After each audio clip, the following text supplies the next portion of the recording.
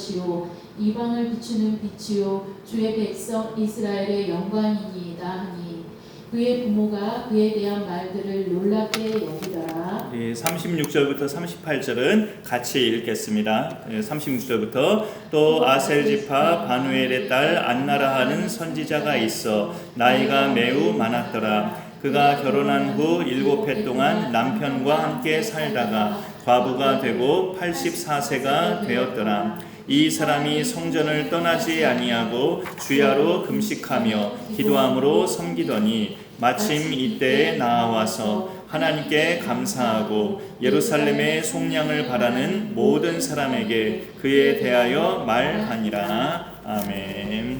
성경 봉독부터 이렇게 펴진 거죠? 예, 감사합니다. 우리 오늘도 이렇게 함께 하신 가족들을 주님의 은혜와 사랑으로 또 축복하고 환영합니다. 예배를 통해서 또 강건함을 힘입고 한 주간도 넉넉하게 승리하시기를 간절히 축원합니다. 현대인들이 잘 못하는 것 중에 하나가 저는 그렇게 생각이 되더라고요. 기다리는 것. 이 기다리는 것이 참 현대인들이 급하고 바쁘고 모든 것이 빨리빨리 또 짧게 하는 것에 익숙해지다 보니까 진득하게 기다리는 것이 그 어떤 시대 사람들보다 좀 취약하고 어려워요. 우리 생활에서 기다리는 것 중에 아주 짧은 편에 속한 기다림은 뭘까 떠올려 봤더니 신호대기가 생각이 나요. 신호대기. 그런데 그게 내가 보행자로서 횡단보도에 서 있는 것은 기다릴만 한데 자동차를 운전할 때면 그 기다림이 참 길게 느껴져요. 특히 내가 받아야 할 신호가 저 앞에 신호등이 있는데 내 앞에 10대 이상의 넘는 차량이 쭉 서 있을 때 그 기다림은 그냥 보기만 해도 답답합니다. 그러나 분명한 사실은 그 신호를 받으면서 내가 지나가는 시간은 반드시 온다는 것. 이보다 훨씬 더 긴 기다림도 마찬가지입니다. 기다리면 때가 되면 반드시 맞이한다는 것. 그거는 사실이죠. 성경에 나오는 믿음의 사람들을 보면 대부분이 기다리는 사람들이었어요. 우리가 지난 2주 동안에 말씀에서 나눈 믿음의 두 거장 아브라함과 다윗이죠. 이들도 정말 기다림의 사람들이었습니다. 아브라함은 실제로 아들을 얻기까지 하나님께 그 약속을 받은 후로 25년을 기다렸어요. 다윗은 왕이 되기까지 한 20년 동안의 그 기다림의 세월이 있었습니다. 소년 시절에 사무엘로부터 멋모르고 처음에 그 기름 부음을 받았는데 그로부터 10년이 넘어서야 유다 지파의 왕이 되었고 또 그로부터 7년 6개월이 지나서야 온 이스라엘 땅의 왕이 되었어요. 그가 소년 시절에 왕이 될 것을 사무엘 선지자를 통해서 말씀으로 받았는데 20년가량의 세월이 지나서야 이스라엘 전체의 왕이 됐습니다. 하나님께서 주신 약속이 이루어지기까지 긴 기다림이 이 두 사람에게는 있었다는 거죠. 그런데 하나님이 이 아브라함과 그 다윗 이 두 사람에게 주신 진짜 약속 있잖아요. 진짜 약속. 그들의 후손으로 그리스도를 보내신다는 약속이요. 그 내용을 믿는 자들 입장에서는 정말 긴 세월을 기다린 겁니다. 아브라함 때부터 2000년 가까이의 세월이 흘러서야 예수님이 오신 거기 때문에 그 약속을 믿으면서 사는 사람들은 정말 긴 세월을 기다린 거죠. 그들 중에 오늘 누가복음 2장에서 두 사람이 소개가 되고 있는데요. 그렇게 기다리면서 자기 인생을 보낸 사람들 중에 시므온과 안나라는 사람이 오늘 말씀에 소개가 됩니다. 마태복음이나 누가복음이나 3장까지는 예수님의 공생애가 시작되기 전의 이야기예요.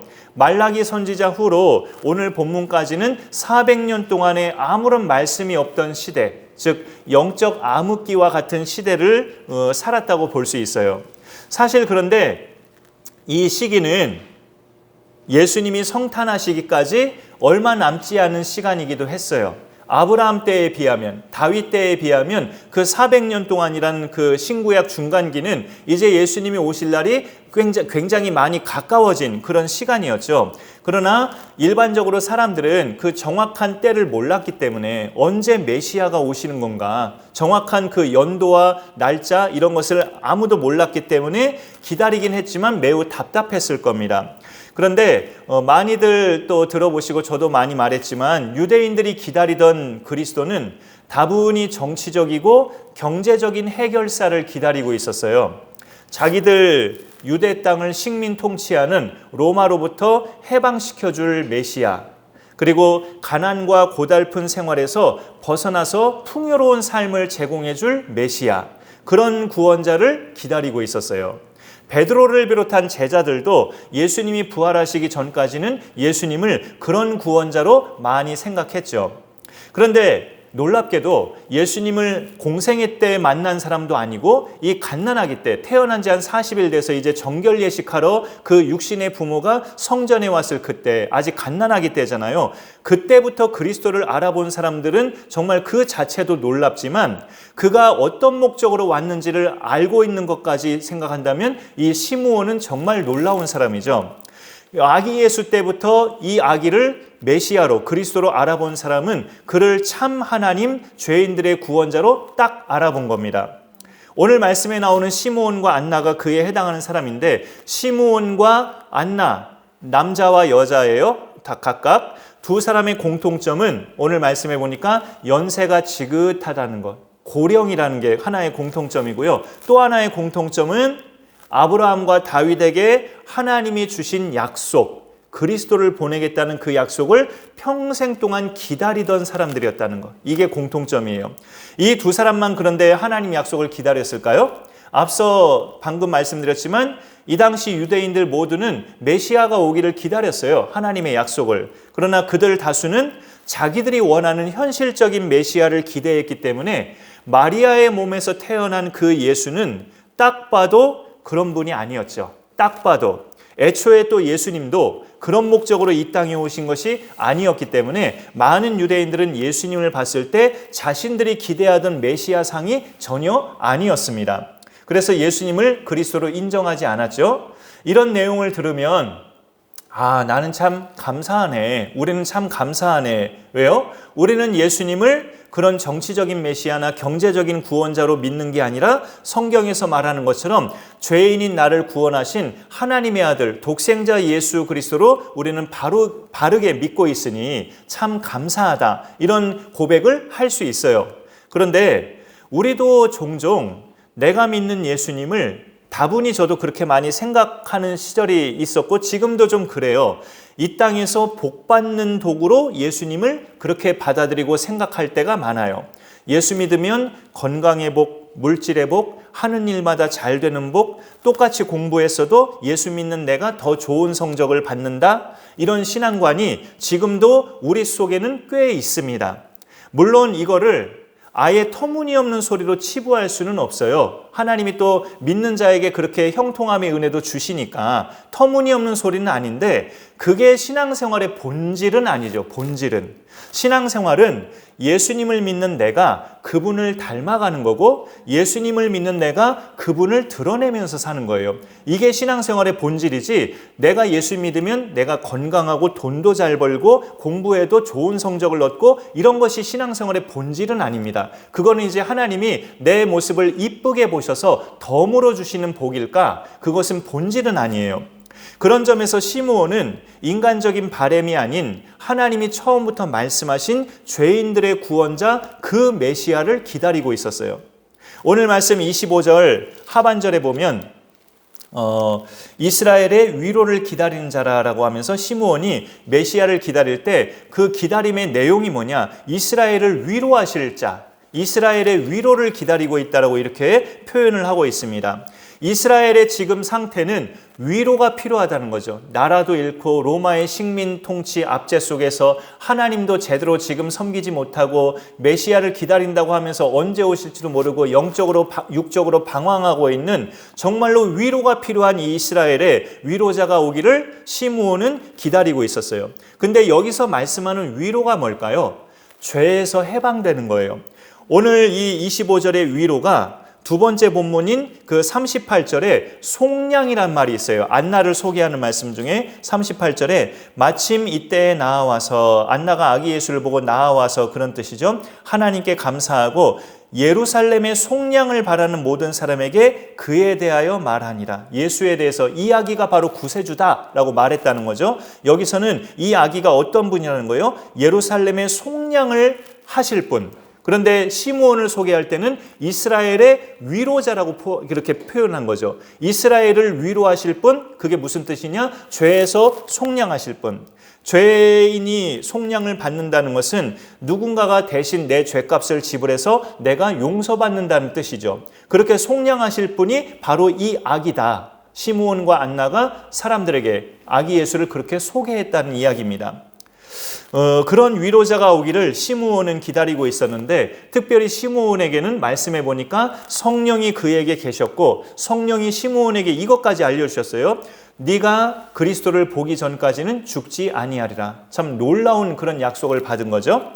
언제 어떻게 이루어질지 모르고 마냥 기다리는 사람을 보면 어떻습니까? 그냥 마냥 기다리기만 하는 사람을 보면 주변 사람들은 답답하게 여길 수도 있죠. 언제까지 저렇게 살 건가? 이제 그만 접고 다른 삶을 사는 게 낫지 않나? 뭐 이런 생각 할 수 있잖아요. 신호대기처럼 시간이 좀 지나면 내가 건널 수 있다고 이렇게 믿어지면 얼마든지 기다릴 수 있죠. 이제 곧 바뀌어지는 때가 오겠다 하면 얼마든지 참으면서 기다릴 수 있죠. 대출을 받아서 집을 마련한 사람은 한참의 세월이 흘러야 그 빚을 다 갚을 수 있지만, 그래도 매달 조금씩 상환이 진행되고 있거나 아니면 그에 준하는 어떤 조건이 잘 받쳐주고 있다면 그 다 빚을 갚기까지 얼마든지 기다릴 수 있겠죠. 그런데 우리 믿는 자들의 기다림은요, 그런 것보다 훨씬 더 확실해요. 사실은 훨씬 더 확실합니다. 눈에 보이는 기다림보다 더 확실한 기다림은 하나님께서 주신 약속에 근거한 기다림이에요.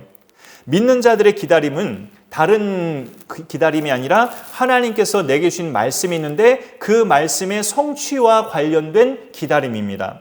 믿음 없는 사람들이 볼 때는 답답하죠. 눈에 안 보이는 거니까. 근데 성경에 이런 말씀이 있어요. 제가 추가 말씀 기록했는데 거기 한번 같이 읽어보겠습니다.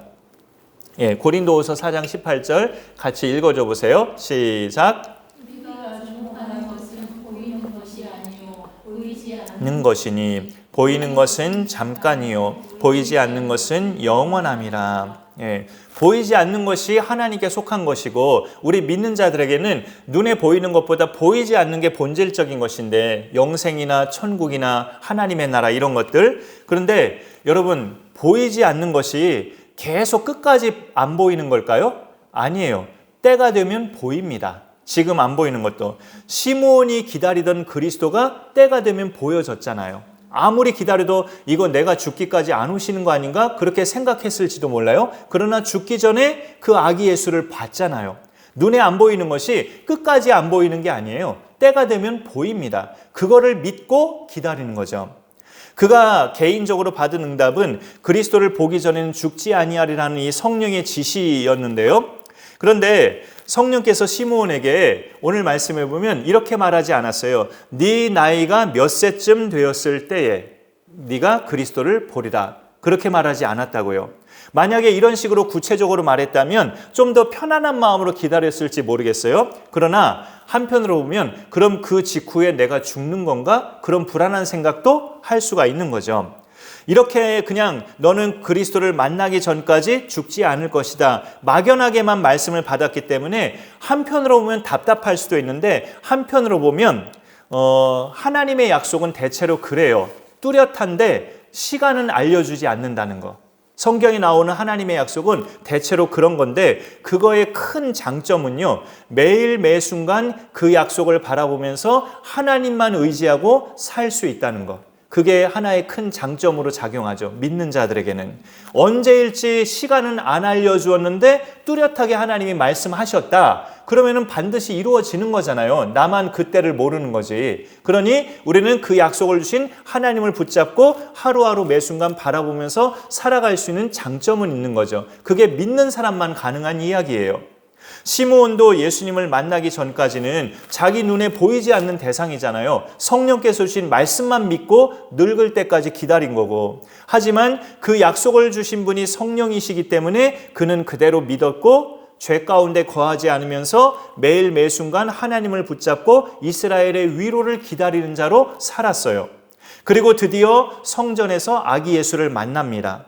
예수께서 나신 지 40일이 지나고 나서 요셉과 마리아가 모세의 법대로 정결 예식을 하고자 아기를 데리고 예루살렘으로 가요. 시므온이 아기를 보자마자 어떤 반응을 합니까? 2장 28절에 보면 아기를 안고 하나님을 찬송하여라고 되어 있습니다.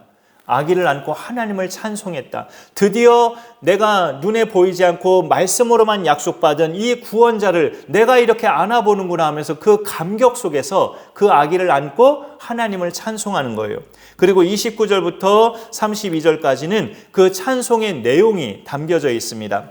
그 29절부터 보시면 주제여 이제는 말씀하신 대로 종을 평안히 놓아 주시는도다. 내 눈이 주의 구원을 보았사오니 이는 만민 앞에 예비하신 것이요 이방을 비추는 빛이요 주의 백성 이스라엘의 영광이니라. 이렇게 고백하니까 그의 부모가 그 말을 놀랍게 여겼다고 말씀하고 있죠. 이 시므온이 찬송한 내용은 자기를 포함해서 이방인들과 이스라엘 가릴 것 없이 모두가 하나님의 구원을 보았고 보게 될 예정이라고 선포하는 거죠. 이 아기 예수가 그런 구원자로 이 땅에 오셨다는 것을 알려주는 겁니다. 당시 유대인들은 정치적인 메시아를 기대했다고 했잖아요. 그리고 동시에 메시아가 오더라도 이방인들의 구원자로까지는 생각을 또 안 했어요. 자기들의 구원자로만 생각했지. 혈통적으로 아브라함의 자손인 자기들을 위한 구원자로만 생각했죠. 어찌 보면 대단히 편협적이고 이기적인 거죠. 그래서 예수님을 실제로 믿은 유대인들조차도, 예수님을 죄인들의 구원자로 믿은 유대인들조차도 그 예수가 이방인들의 구원자로까지는 생각을 못했어요. 베드로조차도 처음에는. 그러나 요 시므온은 놀랍게도 예수님을 성인 돼서 만난 게 아니라 아기 예수 때 만난 건데, 갓난아기로 예수님을 봤을 때부터 이 아기가 이방을 비추는 빛이 될 것을 알고 선포하고 있단 말이죠. 그걸 누가 알려주신 겁니까? 시므온과 함께 하신 성령께서 깨우쳐 주신 거죠. 그런데 깨우쳐 주시는 분은 성령이신데요, 성령이 아무한테나 깨우쳐 주실까요? 오늘 시므온을 보면 말씀에 이 사람은 의롭고 경건하여 라고 되어 있어요. 이 사람은 의롭고 경건하여. 창세기에 나오는 노아처럼 영적인 어두운 시대에, 혼란스러운 시대에 하나님 앞에서 살아간 믿음의 사람, 그런 믿음의 사람에게 성령은 귀한 보물과 같은 숨겨진 진리를 알려주시고 깨우쳐 주십니다. 누가 예수님을 볼 수 있는 특권을 누릴까요? 시대의 흐름을 따르지 않고 하나님이 던져주신 말씀을 따라 의롭고 경건함 속에서 살아가는 믿음의 사람, 예수님이 자기 인생의 전부인 사람, 그런 사람에게 예수님을 보여주십니다. 나에게 소망이 있는데 그 소망의 전부가 내가 예수라면, 나한테 어떤 소망이 있는데 그 소망의 100%가 예수라면 나는 예수님을 볼 수 있어요. 그렇게 살던 또 한 사람이 바로 안나입니다. 안나. 아셀 지파 바누엘의 딸인데 선지자로 소개되고 있죠. 근데 이 안나는 결혼하고서 7년 동안은 육신의 남편과 살다가 사별하고 그 후로 84세 될 때까지 과부로 살았다고 기록되어 있어요. 육신의 남편과는 7년 동안 살았지만 참 남편 되신 참 신랑으로 이 땅에 오신 예수 그리스도에 대해서는 그 후로 84세 될 때까지 그분을 소망하면서 살았습니다. 자기 자신을 불쌍하게 여겼다면 내가 왜 이런 팔자가 됐는 거야? 신세한탄할 수도 있고 또 새 남자 만나서 제가할 수도 있었겠죠. 자기가 불쌍하게 여겨졌다면. 그러나 안나는 자기 인생을 그런 쪽으로 정하지 않았어요. 평생 성전에서 주야로 금식하며 기도하면서 섬겼다고 오늘 말씀에 나와 있습니다. 이 안나에 대해서도 아마 주변 사람들은 이랬을 수도 있어요. 왜 여인이 저렇게 살까? 다른 인생을 선택할 수도 있을 건데 왜 저렇게 불쌍하게 성전에서 고립된 인생으로 살아갈까? 그렇게 생각할 수도 있었겠죠, 사람들은. 우리나라 20, 30대 청년층 중에 자기만의 공간에 고립된 채 살아가는 청년이 54만 명으로 인터넷에서 글을 봤어요. 54만 명, 생각보다 많더라고요. 6개월 이상, 1년 이상 자기 방에만 들어앉은 채 나오지 않는 청년을 고립된 그 은둔 청년이라고 하죠. 그 청년층이 54만 명인데 제일 많은 연령대가 20대 후반에서 30대 초반이고요. 제일 많은 학력자가 대졸자예요. 그리고 그들이 은둔 생활하는 주 원인이 뭐냐? 계속되는 취업의 실패. 이 취업의 실패가 그 은둔 생활의 주 원인이었어요. 그래도 그들 중에 일부는 심리 상담자 전문가들의 도움으로 다시금 그 고립 생활에서 빠져나와서 일상생활을 회복하고 있지만 문제는 이런 고립 청년층이 줄어들지 않고 있다는 것. 이게 지금 대한민국의 현실로 말해지고 있습니다. 이런 고립이 계속되면 우울증 정도가 아니라 정서적으로 심하게 병이 들면서 심하면 극단적인 선택도 과감하게 하게 되죠. 그런데 안나의 경우는요, 남편과 사별한 후로 성전에서만 살았다고 하잖아요. 이 당시 관습에 안나가 그대로 따랐다면 이 당시 관습이요, 자기 나이 15세에서 16세 때 결혼했을 거예요. 아마 동정녀 마리아도 그랬을 거라고 성경에 기록되어 있어요. 요셉과 결혼한 게 뭐 16세나 17세, 10대 소녀 시절이었어요. 그렇게 안나도 결혼을 했다면 7년 후면 남편과 사별했던 나이가 22에서 23살인 거예요. 그때부터 84세까지는 60년 이상의 세월인 거죠, 여러분. 그 세월 동안 60년 넘게 성전에서만 살았다는 것은 그야말로 평생을 고립되게 보낸 거예요, 안나야말로. 그러나 성경에서 이 안나가 육신적으로나 정서적으로 병이 들었다는 기록이 없어요. 물론 중요한 것은 아니니까 일일이 기록하진 않았을 수 있죠. 그런데 여러분, 성경에 어떤 등장인물이 나올 때 그에게 무슨 병이 있다면 반드시 그 병을 밝히잖아요. 성경의 등장인물을 자세히 보세요. 그 사람에게 무슨 병이 있다면 그 병이 무슨 병이라고 성경은 반드시 밝혀요. 나아만 장군의 그 나병도 그렇고 바울도 그렇게 자기의 육신에 가시가 있다고 자기가 고백했잖아요.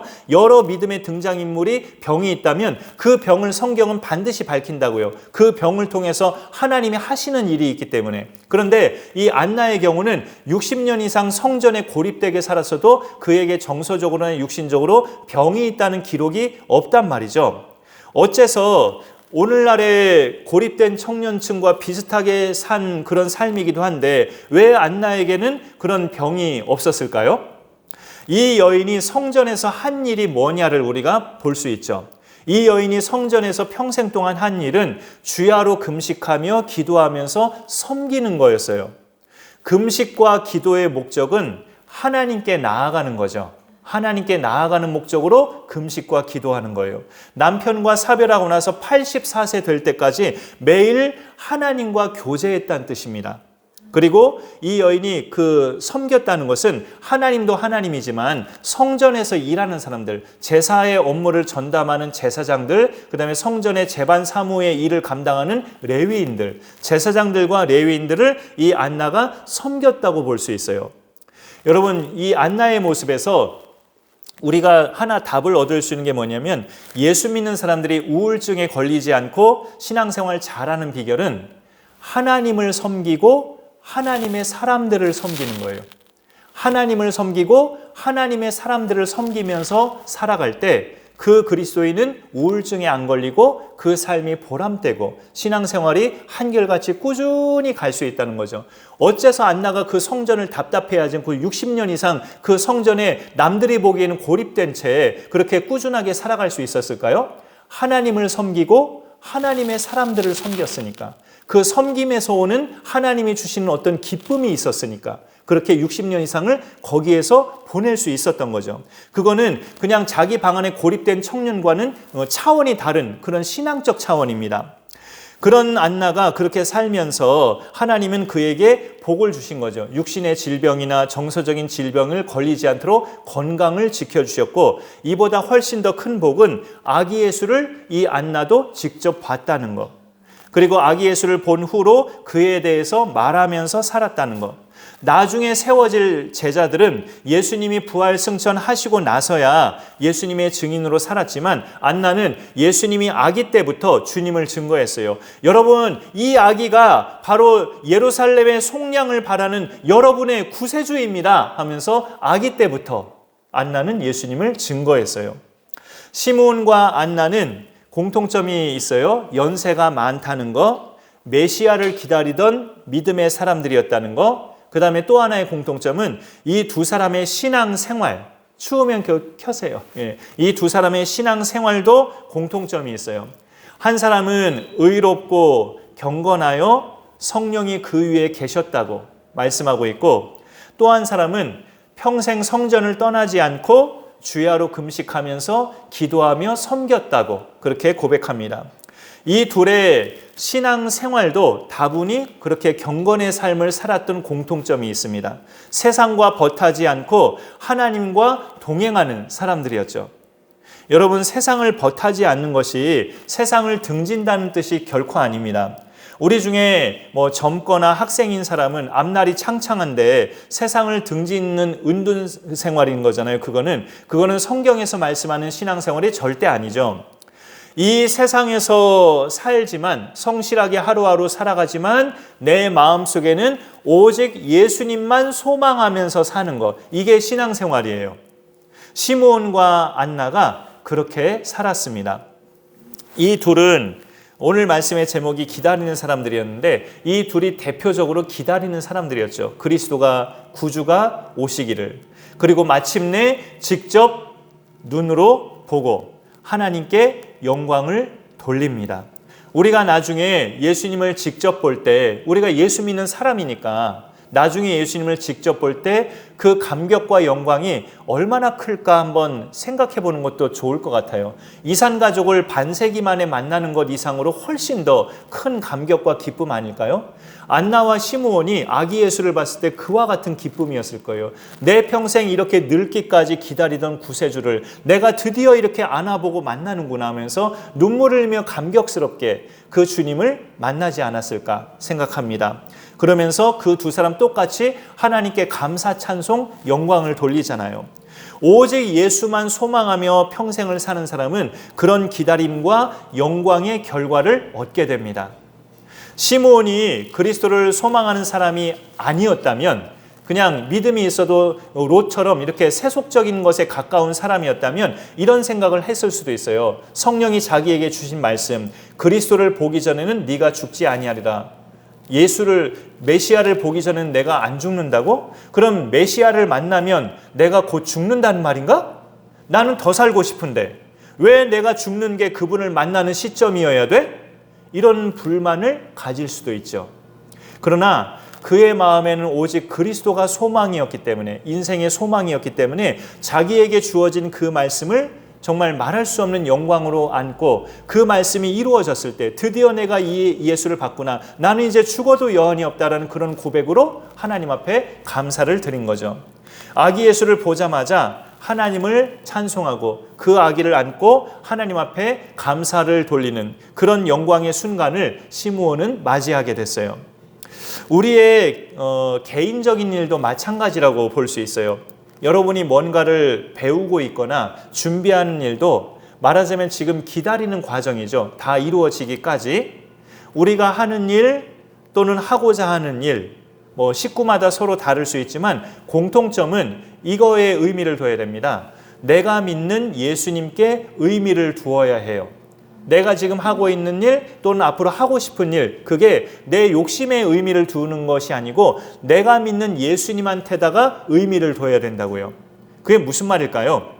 뭘 준비하든 뭘 하든 나를 구원하신 예수님, 나를 구원하기 위해서 이 땅에 성탄하신 예수님 때문에 나는 이 일을 하는 거다. 그렇게 돼야 된다는 뜻이죠. 나에게 영생을 주신 예수님께 나를 드리기 위해서 나는 이 일을 준비하고 있고 지금 이 일을 하고 있다. 이래야지, 만일 그렇지 않으면 잠깐 내 만족만 누리다가 끝나는 인생이 돼버립니다. 우리의 모든 일이 우리를 구원하신 예수님한테 의미를 두어야 해요. 내가 그 일을 능숙하게 잘하기까지, 내가 뜻한 바를 이루기까지, 그때까지 기다리는 것도 그 일이 목적이 아니라 예수님이 목적이 되고 예수님을 소망하면서 기다리면 하나님께서 시므온과 안나에게 허락하신 그런 영광스러운 결과를 우리에게도 허락하실 겁니다. 그런 방향으로 우리의 믿음이 잘 나아가서 우리의 앞으로 생애가 더욱더 힘차고 승리하는 발걸음이 될 수 있기를 간절히 축원합니다. 우리 같이 찬양 주님 큰 영광 받으소서, 경배와 찬양 575번인데 같이 찬양하고 111장 2절 이어서 그렇게 찬양을 하겠습니다.